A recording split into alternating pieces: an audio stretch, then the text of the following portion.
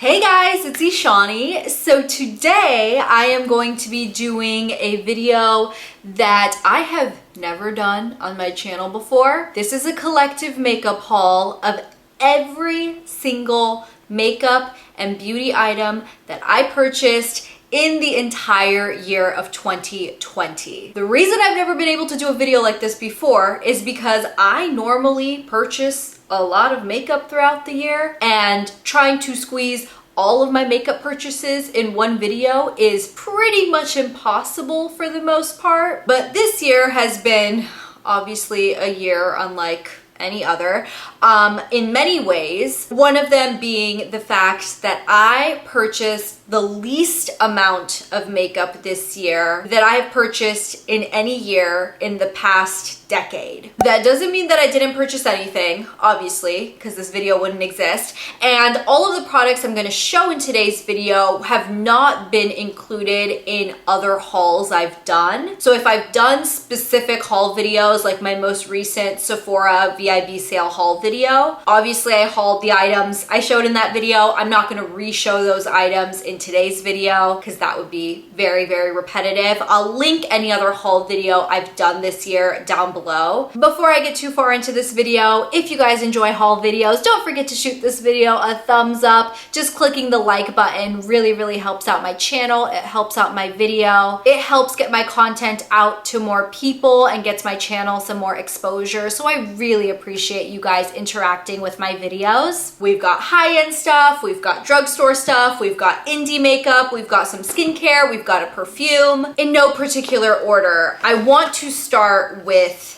this. If you guys haven't heard of the indie brand Cleona Cosmetics, and specifically their stained glass collection, I don't even know where to start with these. So these are single eyeshadows that you can purchase directly on the Cleona Cosmetics website. Most of them have this insane duochrome or trichrome or multi-chrome effect. The shadows are wet looking. They have this insane shine, pretty much unlike any other shadow I've seen. I've heard so many other YouTubers talk about the Cleona formula, and I honestly thought, how could these be that unique to any other formula? And I think it's really just the amount of pigment that is packed into these shadows. These shadows are so smooth. They just glide on the eyes like liquid, but they're obviously a pressed powder. It's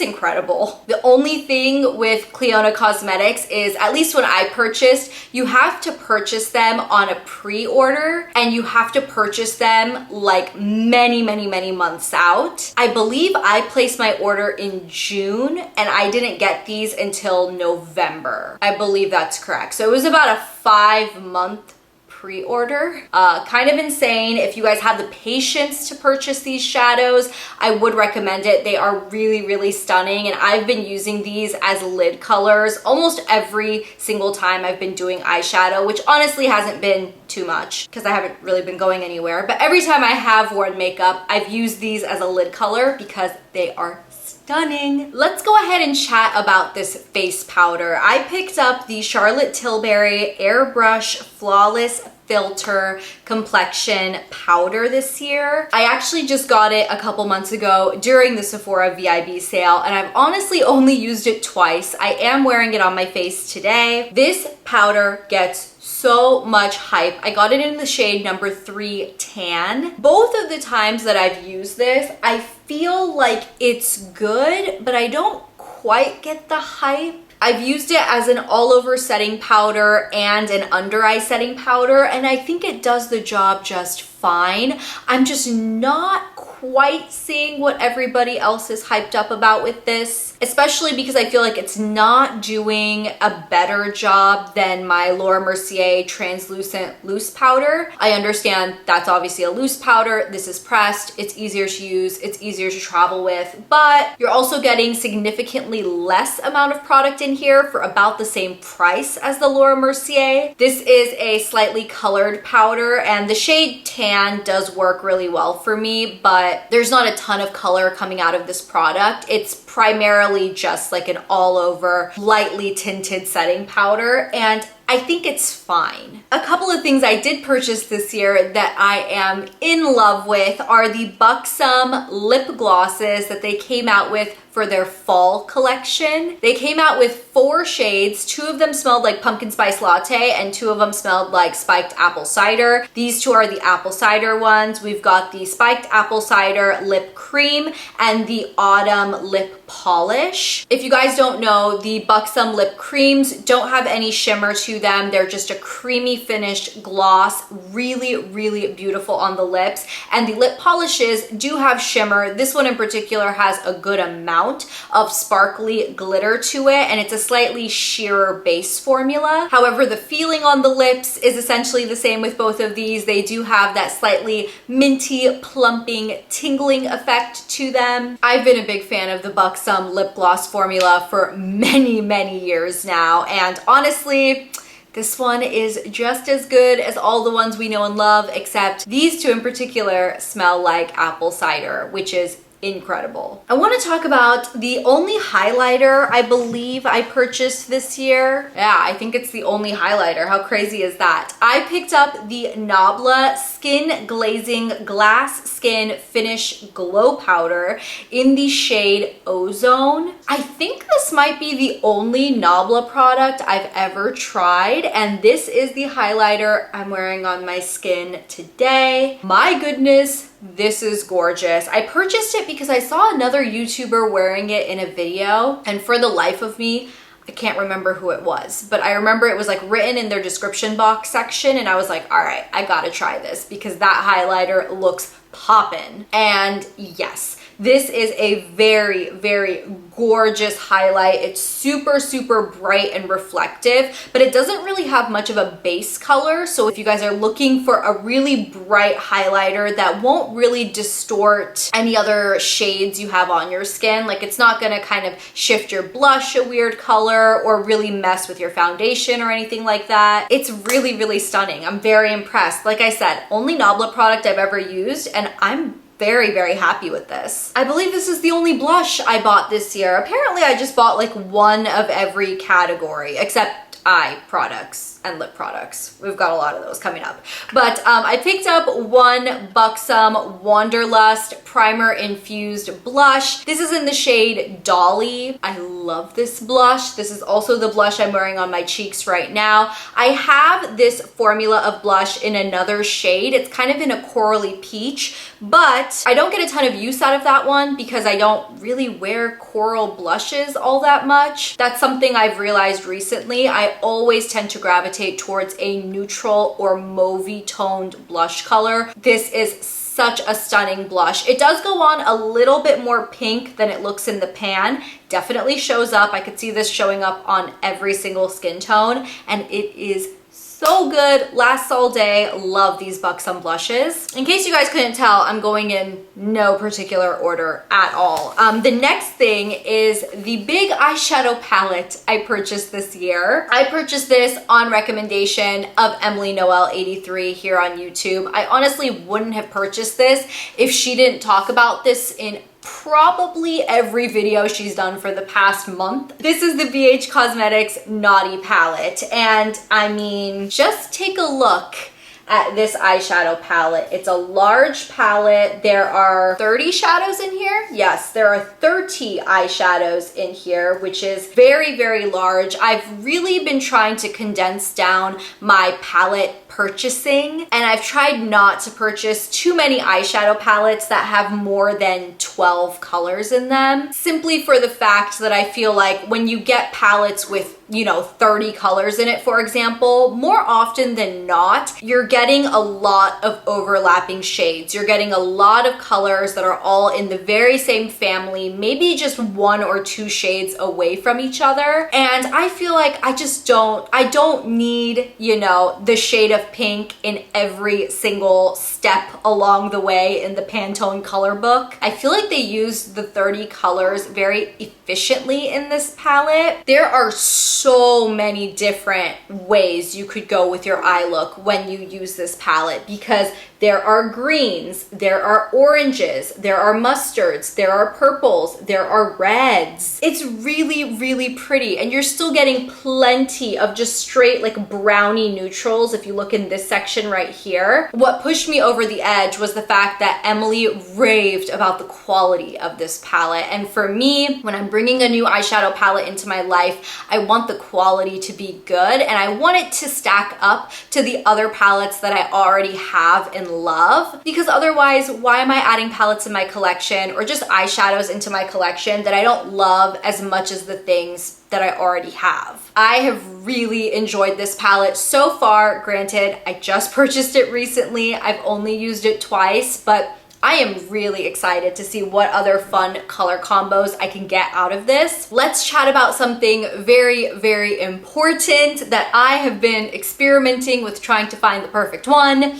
sunscreen. So I have been looking for the perfect facial sunscreen for I don't even know how many years now. I've experimented with so many different ones. More often than not, they tend to break me out. They tend to feel too heavy. I can't wear them under makeup. I'm just not a fan. And with 2020 being the way it is and me having to go outside to get my exercise, I've been taking long walks around my neighborhood pretty much every day now. I've felt the need to definitely protect my face against the California sun because it gets pretty intense over here. And even through the winter, I mean, sunscreen is a must. Sunscreen is a must for everybody all year round. Just throwing it out there. So these are the two that I tried this year, and I love both of them. First off, this Coola face sunscreen. This is their classic face sunscreen. This is the cucumber scent. They have a couple of different scents on their website. This is an SPF 30. It's 70% organic, non-greasy, lightweight hydration, plant protection, water resistant for 40 minutes. This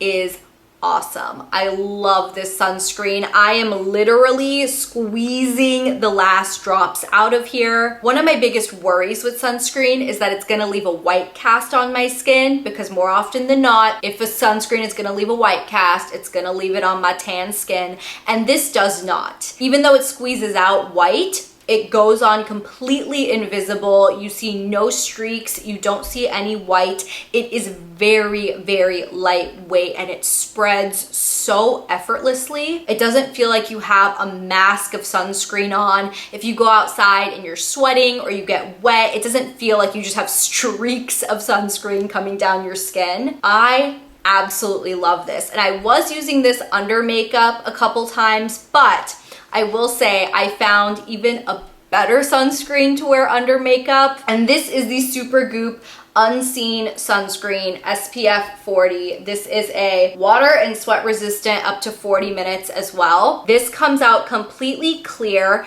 It literally looks and feels like a silicone-y makeup primer, sort of like the Smashbox Photo Finish primer kind of a vibe. It goes on with that kind of thicker dimethicone silicone feel. I like using this one day to day and when I'm just going out and exercising and not wearing makeup, and I've really been enjoying this one under makeup because to me it just almost feels like a makeup primer. It's awesome, and I can't believe that I finally found two sunscreens this year, two of them, that I'm in love with. These I will be constantly repurchasing. They will constantly be in my rotation. And I honestly don't have any desire to experiment with more face sunscreens because these two don't break me out. They're not heavy. They don't leave a white cast. They work under makeup. They work alone. They're just awesome. One of my most exciting launches of the year was the launch of new shades of the True Velvet lipstick from Lisa Eldridge. I know so many of you guys have reached out to me and told me that I was the one that introduced you to Lisa Eldridge and to her makeup line, which is so flattering because I'm a nobody and Lisa Eldridge is like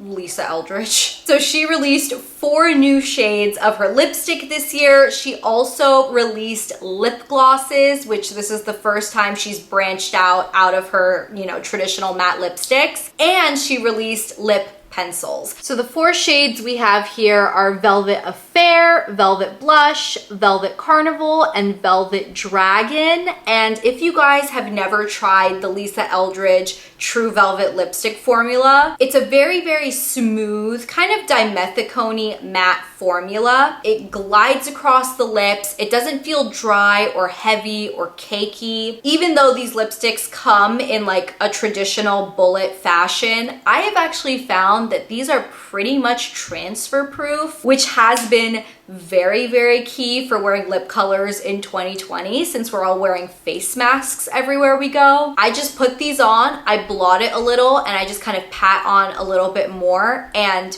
no mask transfer. I've used both Velvet Affair and Velvet Blush, the two more neutrally tones. I've worn them quite a bit actually, and no transfer on my masks. I love the way both of the tones look on my lips. I haven't really had an occasion to wear the bright neon pink or the bright orangey red, but I can't wait to actually go somewhere where I can make use of those bright lip colors, because it's been a hot minute and I'm so ready to wear a neon pink lip. I mean, take me somewhere where I can wear a neon pink lip, please. If you guys want to know more about the Lisa Eldridge lipstick formula, as well as see more of her shades swatched on my lips, I'll link my review video of this down below. I didn't swatch these 4 exact shades, but I do have a review video where I talk about the formula, I swatch some of her other shades, and you guys can get a better idea of the way these look over there. I also want to go ahead and show you guys her lip gloss and the lip pencil up close. These are both in the shade Blush. I've used the lip pencil a couple of times and I really like it. It's a very smooth, long wearing lip pencil. I will say it's not my favorite formula I've ever tried, but I think it's very, very good. And I honestly haven't used the lip gloss yet, because anywhere that I would want to use this lip gloss, I have to wear a face mask. So hopefully in 2021. I wanted to give a quick mention to this because I repurchased it this year. This is the Olaplex number 6 Bond Smoother Leave-In Reparative Styling Cream. Honestly, I have tried a lot of the Olaplex hair products and a lot of them have been hit and miss for me. I think their original like claim to fame, the Olaplex number 3, I believe, that is really, really good. I tried their hair oil, the one that comes in a tiny little vial. That was a waste of time. I've also tried their shampoo and conditioner and they're okay, but this number 6 is something special. I love putting in just a little pea-sized amount of this in the ends of my hair before I heat style my hair. I feel like it makes my hair smell good. It protects my hair from excessive heat damage. And when I use this and then heat style my hair is so silky smooth. This is the best pre-hairstyling, heat protecting leave-in cream. I wanted to give this a shout out because I know the Olaplex items, they're very hit and miss, and I feel like they're very hit and miss, but this number 6, Bond Smoother, big, big hit. Let's chat about a couple more drugstore things really quick. I purchased 3 of these e.l.f. bite-size eyeshadow palettes. These have been getting so much hype since these came out. I purchased these 3 shades in particular because of Emily Noel's recommendation. We've got the shades Hot Jalapeno, which has these beautiful like golds and mustards and greens. Then we've got this shade Berry Bad, which this is the only one of the 3 I've used. It's a nice range of berryish colors. And then this one in the shade Truffles, which just seems like a really pretty kind of smoky eye quad. I purchased these because they're only $3 a piece. e.l.f. tends to be pretty inexpensive, and I've heard the quality of these is really, really good. Now, like I said, I only used the berry one and I was very impressed with it. The one thing I will say is I feel like these shadows are good for the price. There's a very big distinction with just shadows that are really good and shadows that are really good for the price. For $3, these are really, really good. But do they compete with like my Natasha Denona eyeshadows or my Pat McGrath eyeshadows or my Viseart eyeshadows? I would say no. Now, obviously, all of those other shadows I mentioned are way more expensive than $3 for a quad. So again, for the price, these are really, really good. The shimmers were really smooth, at least in the one that I used. The mattes were really blendable, very pigmented. I was impressed, but I wouldn't say that I was Pat McGrath baked glitter shadow impressed. You know what I mean? The mascara that I purchased this year, I've been trying not to purchase too much mascara because I've been trying to go through the horde of mascara I already have in my collection. But I had to try this $3 Essence Lash Princess False Lash Effect mascara. I really like the brush on it. It's a traditional brush, pretty classic. It comes up to a taper. I do like this formula, but I do feel like it's a little heavy on my lashes. So while it gives me length, it gives me volume, it also makes the curl of my lashes drop. So because of that, I'm not the biggest fan. I probably wouldn't repurchase this mascara even though it's super inexpensive. I'd rather pay just a couple more dollars and get something like the L'Oreal Lash Paradise, which keeps my lashes big and fluttery and volumized, and I love that mascara. This one just didn't quite do it for my lashes. A couple of moisturizers I purchased this year. As you guys might know, I have been trying to find a good deep moisturizer that doesn't break out my skin. It's not as easy as you guys may think. My skin is pretty sensitive, it's prone to breaking out, but it's also starting to get pretty dry, and especially now that, you know, we're heading into the winter months, my skin is just like, it's like itchy, but still prone to breaking out. So I wanted to give this moisturizer a shot. This is the Youth to the People Adaptogen Deep Moisture Cream. Youth to the People, I can't say that name. Youth to the People has a really big cult following, especially their face wash, that like kale and spinach face wash.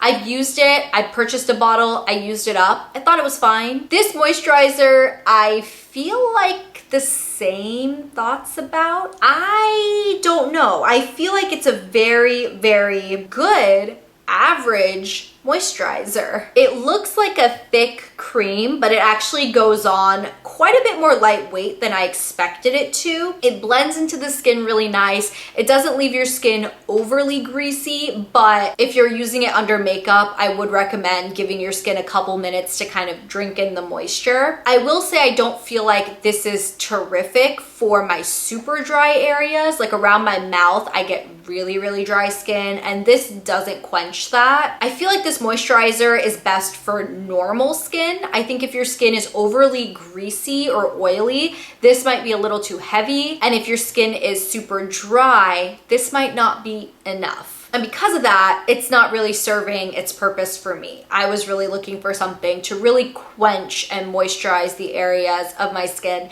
that are really dry. So because of that, I took your guys' opinions and your suggestions, and so many of you guys told me I had to try this Cerave moisturizing cream in the pot. The in the pot was very important. So I got the Cerave moisturizing cream in the pot, and wow, oh my gosh, this stuff, I am very impressed. I'm sure many of you have seen this cream. I mean, it's a thick cream. It goes on and you think, oh, this is gonna be so greasy, but it almost sets down super quickly, but it still leaves your skin moisturized. It's very impressive. I mean, this Youth to the People one still leaves your skin with some gloss to it. The CeraVe leaves your skin almost matte, but very hydrated feeling. I'm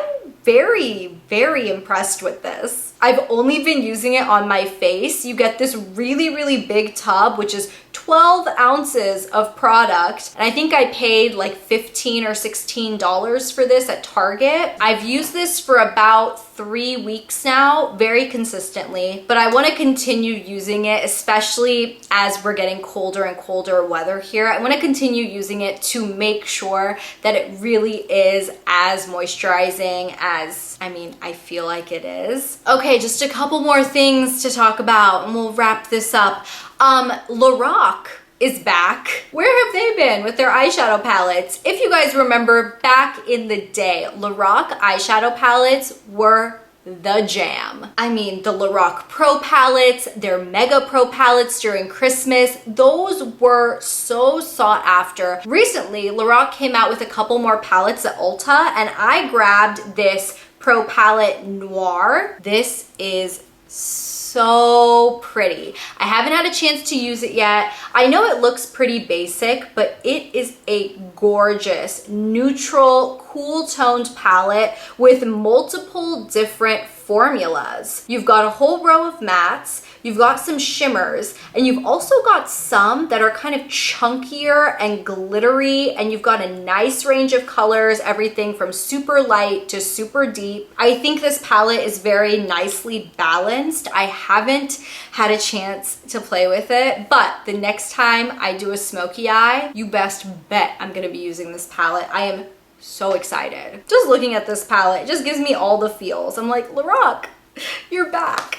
Good for you. I wanted to quickly mention these because I purchased them on a whim on the Sephora website, and I have been obsessed. These are the Invisibobble hair ties. So good. They're nice and small. I love that they're black. I was never a fan of the way they looked in people's hair because I felt like they just looked a little funky with like the little spirals, but honestly, no judgment because I understand why people use these. They grip your hair so well without tugging or snagging your hair. Like I said, I barely have any hair left, so I need to hold on to every last strand of hair. I can't be using hair ties that are constantly yanking out strands of hair. This doesn't yank out my hair, but it grips your hair and holds it all the way through the day. I love these Invisibobbles. You actually get a pack of 3. I don't know where my third one is. These are worth it. I'm gonna be purchasing another pack very soon because I am over the moon impressed with these. And then finally, I have one fragrance to talk about in this video. I try not to purchase too many perfumes. I have been obsessed with Byredo. I think Byredo scents are some of the most unique fragrances I've ever smelled before. They're beautiful, they're unique. The Byredo Flowerhead perfume was the first Byredo perfume I purchased. To this day, I'm so obsessed with that perfume, you guys. I love it. It's unlike anything I've smelled before. So when I smelled this one, this is the Byredo Bal de Freak. I don't know. You guys can read it right there. This is what it's called.